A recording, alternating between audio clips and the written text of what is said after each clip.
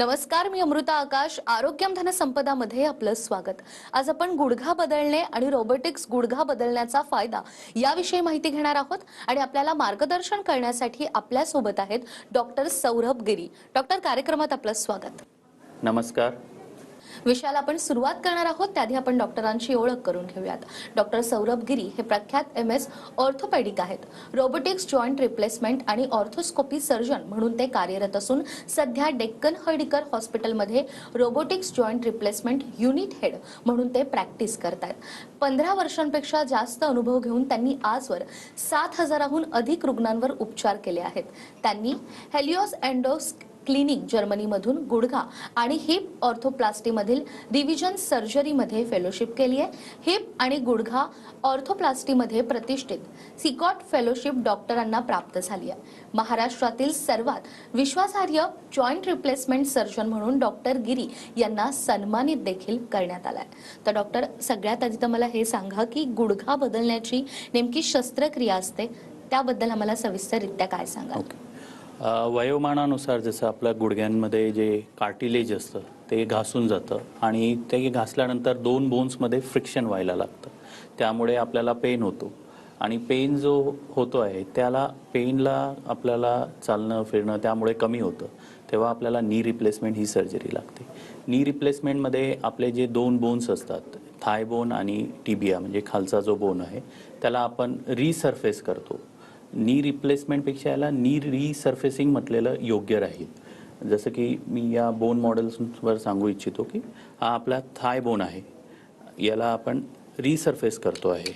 या बोनला शेप देऊन याला रिसर्फेस केलं जातं. एक मेटलचा पार्ट इथे लावण्यात येतो.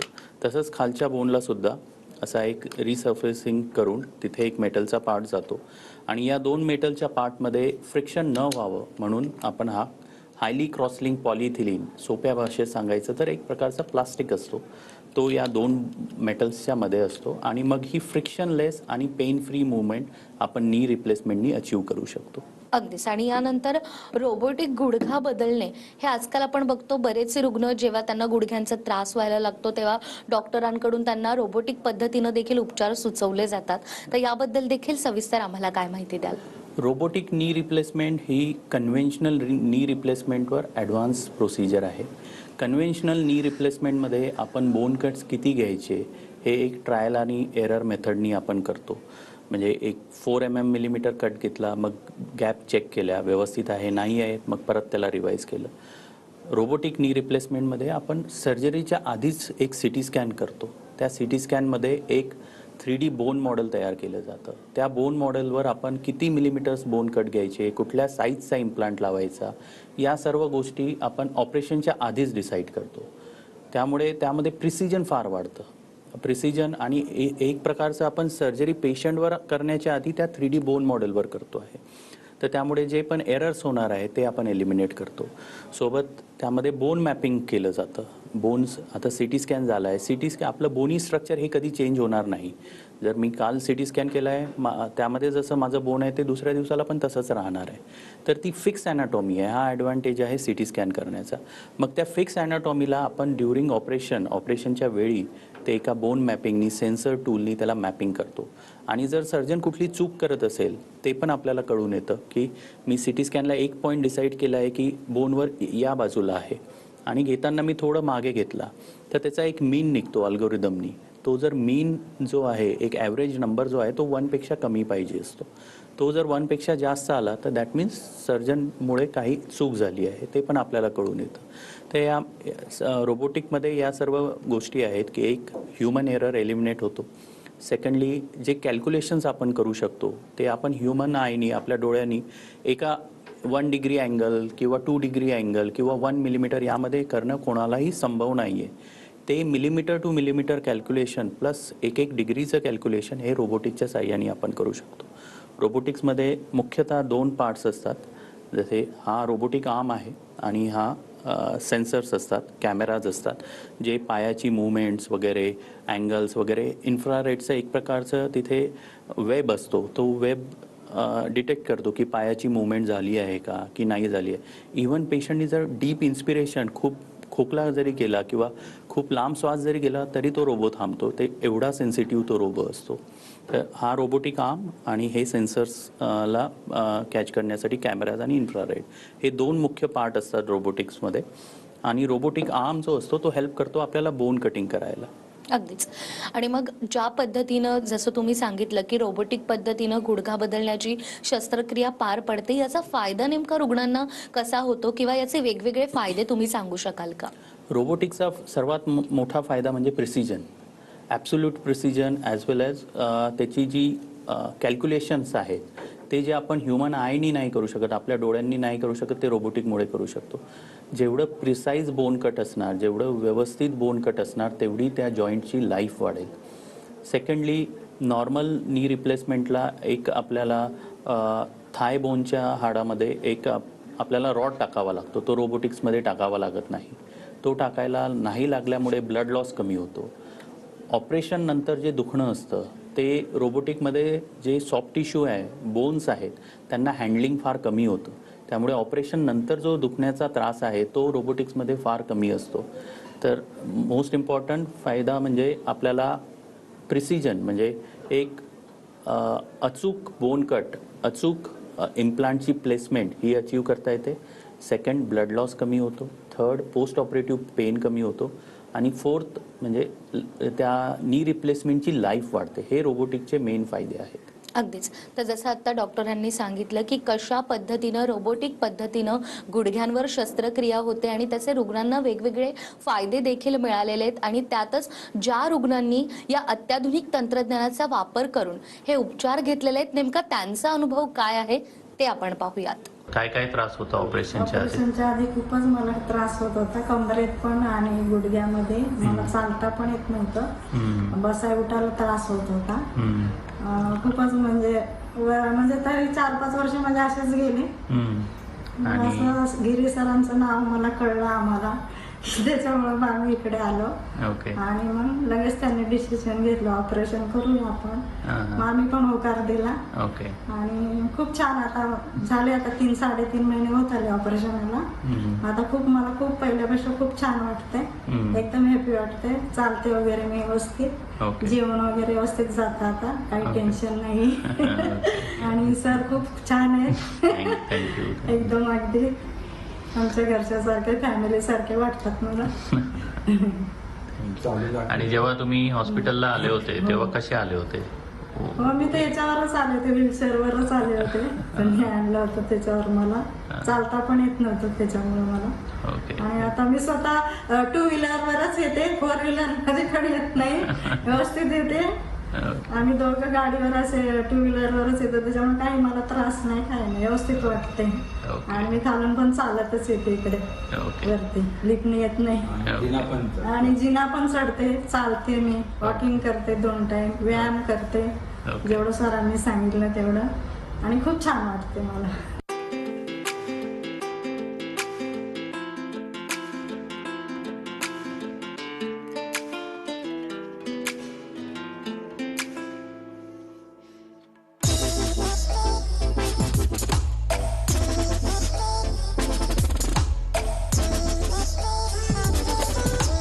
पाय पूर्ण तसं बेंड झाला हे वाटत.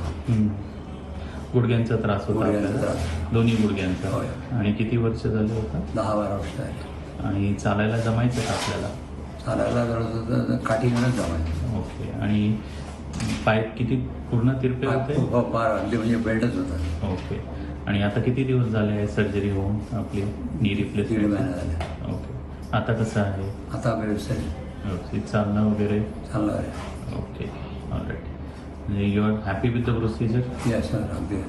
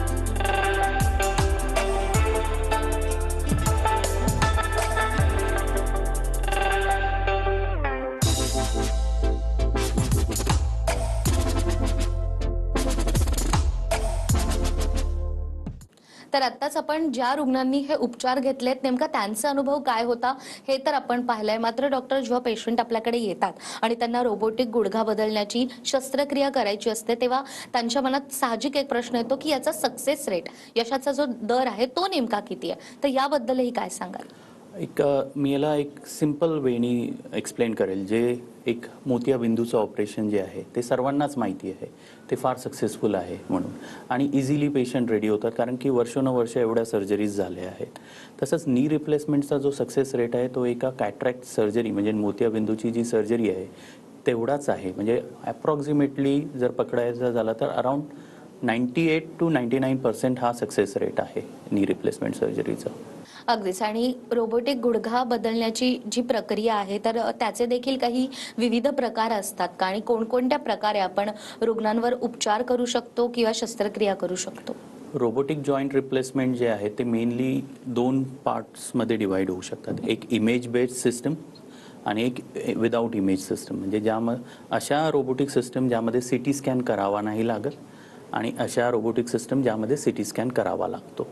तर यामध्ये दोघांमध्ये फरक काय आहे? ज्या सिस्टम्समध्ये CT स्कॅन करावा नाही लागत त्यामध्ये सर्जन्स पॉईंट्स घेतो आणि त्या पॉईंट्सला व्हेरिफिकेशनसाठी कुठलं एक बॅकअप नाही आहे. म्हणजे मी ॲज अ सर्जन जेव्हा पॉईंट्स घेतो आहे त्यामध्ये जर मी काही चुकी केली तर त्याला रेक्टिफाय करायला, त्याला करेक्ट करायला कुठली मेथड नाही आहे. जर आपण CT स्कॅन यूज केला तर CT स्कॅनमध्ये ते पॉईंट्स सर्व एकदा कॅलिब्रेट झालेले असतात, काउंट झालेले असतात, आणि जेव्हा मी पॉईंट्स घेतो आहे त्यामध्ये जर मी काही चुकी करत असेल तर ते आपल्याला कळून येतं. कारण की त्यांचा एक मीन निघतो, एक ॲव्हरेज नंबर निघतो. ॲव्हरेज नंबरमध्ये जर तो जास्त येत असेल तर याचा अर्थ की सर्जननी पॉईंट्स घेताना चुकी केली आहे आणि ती चुकी बोन कटमध्ये पण परत येऊ शकते. मग ते सर्व पॉईंट्स आपल्याला परत घ्यावे लागतात. तर CT स्कॅन बेस्ड सिस्टम जे रोबोटिक सिस्टम आहेत ते हा ॲडव्हान्टेज आहे त्यामध्ये की सर्जन एरर जो रोबोटिक्स आपण कशासाठी करतो आहे, कन्व्हेन्शनल सर्जरी एवढे वर्षानुवर्ष होत आहे, रोबोटिक्स कशासाठी होत आहे की जे पण एरर्स आहेत ते आपल्याला काढायचे आहेत आणि त्याची लाईफ, जॉईंट रिप्लेसमेंटची लाईफ वाढवायची आहे. सोबत आपल्याला ॲक्युरेसी वाढवायची आहे, या सर्जरीचा सक्सेस रेट वाढवायचा आहे. सक्सेस रेट वाढला तर मोर अँड मोर पेशंट्स, जे जास्त पेशंट आहेत त्यांना याचा फायदा होईल. ठीक आहे. तर CT स्कॅन बेस्ड सिस्टम जे आहे ते one of the most advance system आता अवेलेबल आहेत ते आहेत. आणि मुख्य 2 प्रकार होतील, विदाऊट CT स्कॅन आणि विथ CT स्कॅन. अगदीच. तर डॉक्टरांनी सांगितल्याप्रमाणे गुडघ्या संदर्भात जर आपल्याला कोणताही त्रास असेल तर त्यावर आता आधुनिक पद्धतीनं उपचार केले जातात. आणि याच उपचारांबद्दल जर तुम्हाला अधिक माहिती हवी असेल तर स्क्रीनवर तुम्हाला नंबर दिसतोय, या नंबरवर संपर्क साधून तुम्ही डॉक्टरांचं अधिक मार्गदर्शन घेऊ शकता. तर रोबोटिक पद्धतीनं कशा प्रकारे उपचार केले जातात याबद्दल आपण डॉक्टरांकडून आणखीनही माहिती घेणार आहोत एका छोट्याशा ब्रेकनंतर.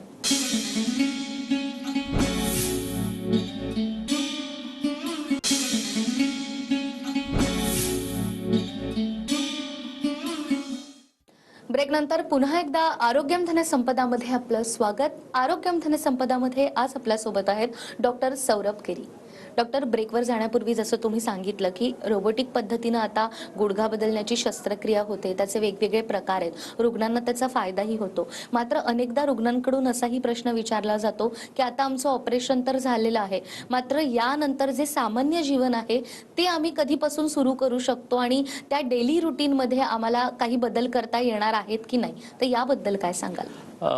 नॉर्मली जर आपण दोन्ही गुडघ्यांचं एका वेळी सर्जरी केली आहे, दोन्ही बाजूचे नी रिप्लेसमेंट आपण केले आहे, तर हॉस्पिटल स्टे जो असतो तो जवळपास 4 ते 5 दिवसांचा असतो.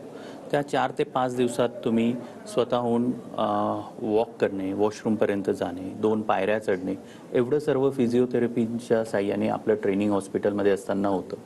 सेकंडली त्यानंतर जेव्हा आपला डिस्चार्ज होईल तेव्हा तुम्ही मोबिलाइज असता, तुम्ही स्वतः चालू शकता, वॉक करू शकता, या सर्व गोष्टी तुम्ही करू शकता. एक ॲप्रॉक्सिमेटली 12व्या दिवशी आपले सुचर्स म्हणजे जे टाके असतात ते निघतात आणि एक 20 ते 25 दिवसात तुम्ही तुमचं चालणं नॉर्मल होऊन जातं. जसे ऑपरेशनच्या आधी किंवा गुडघे दुखायच्या आधी, गुडघ्यांचा त्रास सुरू व्हायच्या आधी जसे आपण चालू शकत होता तसे एक 20 ते 25 दिवसात सर्व पेशंट चालायला लागतात. आयुष्यात बदल असा काही करावा लागत नाही. तुम्हाला जेवढं चालायचं आहे तेवढं तुम्ही चालू शकता. त्याला चालण्याला काही बंधन नाही आहे. 5 किलोमीटर्स 7 किलोमीटर्स आपण चालू शकतो. एक बंधन असतं ते फॉलो केलेलं कधीही बरं असतं, कारण की या जॉईंटची पण एक लाईफ आहे. ती ॲप्रॉक्सिमेटली 25 ते 30 वर्ष आहे.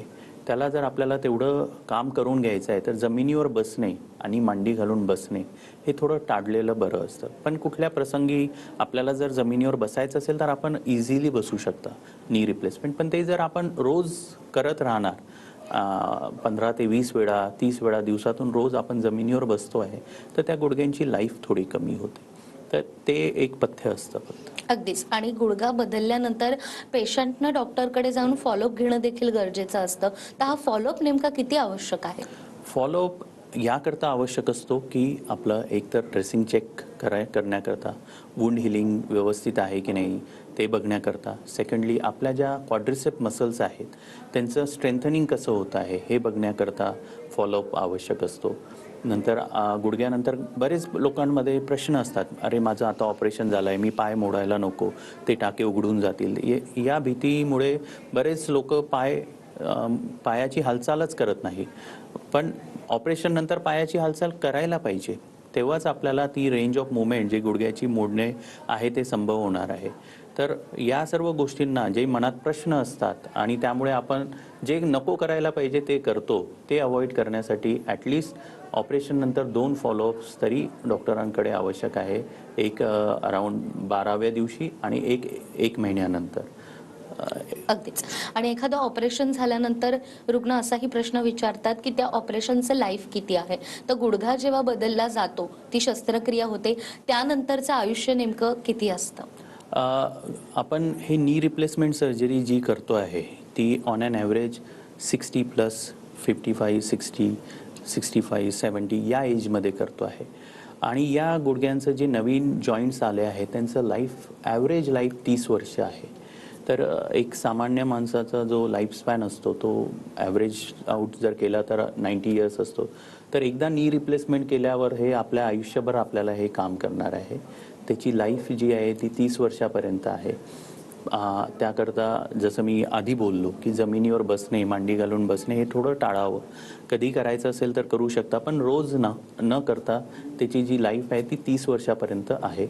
आणि 30 वर्ष आपल्याला ते व्यवस्थित आपल्या आयुष्यभर आपल्याला काही त्रास न देता आपण चालू शकणार असं पॉसिबल आहे. अगदीच. आणि जॉईंट रिप्लेसमेंट झाल्यानंतर अनेक रुग्णांना डॉक्टर सांगतात की तुम्हाला आता काही पथ्य पाळायचे आहेत.